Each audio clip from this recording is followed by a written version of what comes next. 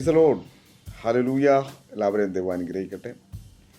കാനാവിലെ കല്യാണത്തിന് സർവശക്തനായ ദൈവം ചെയ്ത അത്ഭുതങ്ങൾ, ആമേൻ, ഹല്ലേലൂയ. വചനത്തിൽ പറയുന്ന ആദ്യത്തെ കർത്താവ് ചെയ്ത അത്ഭുതമാണ് കാനാവിലെ കല്യാണം.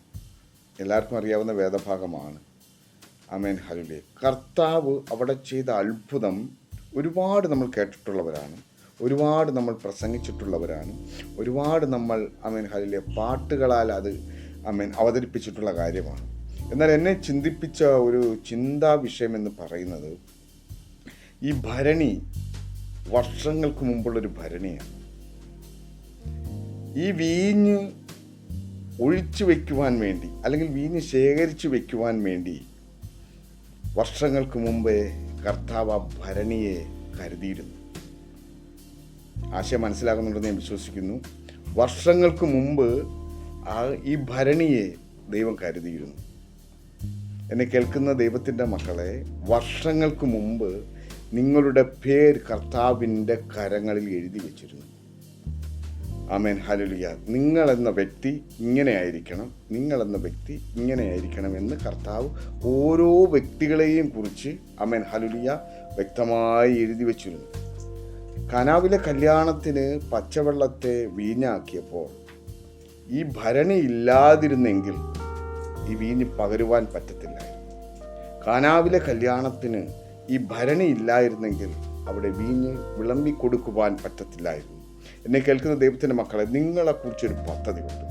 വർഷങ്ങൾക്ക് മുമ്പ് നിങ്ങളെ കരുതിയ ദൈവം, വർഷങ്ങൾക്ക് മുമ്പ് നിങ്ങളെ കണ്ട ദൈവം, വർഷങ്ങൾക്ക് മുമ്പ് നിങ്ങളെ അറിഞ്ഞിരുന്ന ദൈവം. എത്ര പേർക്ക് പറയാൻ പറ്റും, കർത്താവ് എന്നെ കണ്ടതുകൊണ്ടാണ് ഞാൻ ഇന്ന് ഈ നിലയിലായിരിക്കുന്നത്, കർത്താവ് എന്നെ സ്നേഹിച്ചത് കൊണ്ടാണ് ഞാൻ ഇന്ന് ഈ നിലയിലായിരിക്കുന്നത്, കർത്താവ് ഇല്ലായിരുന്നെങ്കിൽ, എന്നെ കണ്ടില്ലായിരുന്നെങ്കിൽ ഞാൻ ഈ ഭൂമിയിൽ കാണത്തില്ലായിരുന്നു.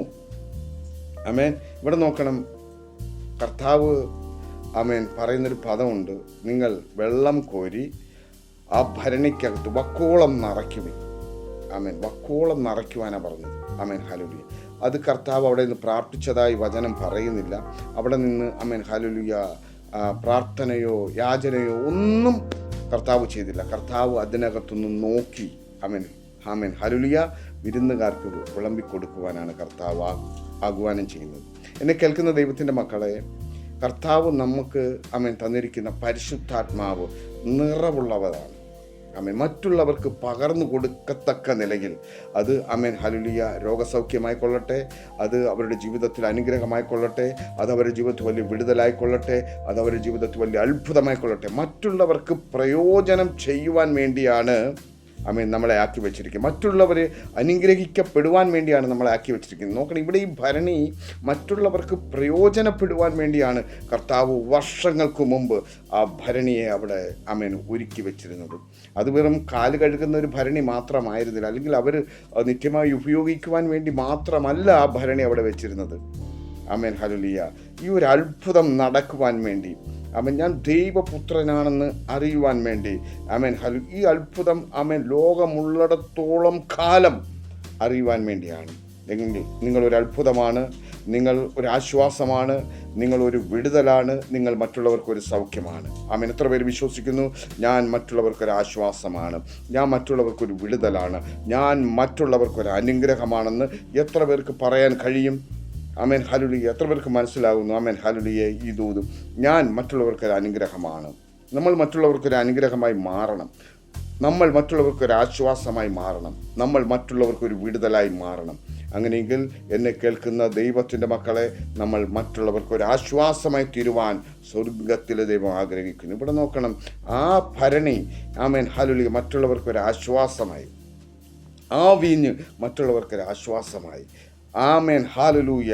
മറ്റുള്ളവർ അനുഗ്രഹിക്കപ്പെടത്തക്ക നിലയിൽ ദൈവം നമ്മളെ ആക്കി വെച്ചെങ്കിൽ ദൈവത്തിനൊരു പദ്ധതിയുണ്ട്, ദൈവത്തിനൊരു പദ്ധതിയുണ്ടെന്ന് 100% വിശ്വസിക്കുക. ദൈവം വലിയ കാര്യങ്ങൾ നിങ്ങളുടെ ജീവിതത്തിൽ ചെയ്യട്ടെ. God bless you. Amen, amen.